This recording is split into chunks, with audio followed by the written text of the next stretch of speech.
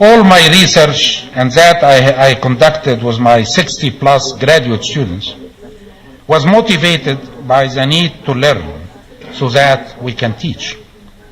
Of course, some inventions happened along the way, but I have always considered that the end result, I always considered these inventions to be byproducts of the learning process.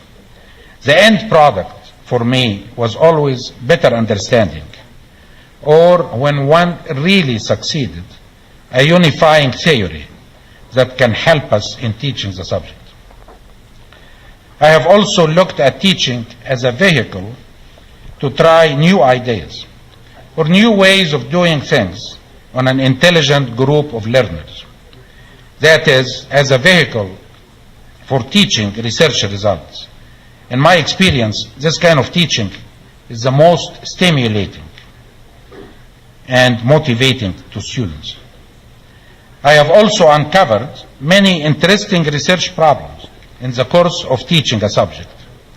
It is this unity of research and teaching, their close connection, and the benefits garnered by exercising their interplay that to me characterizes the successful professor.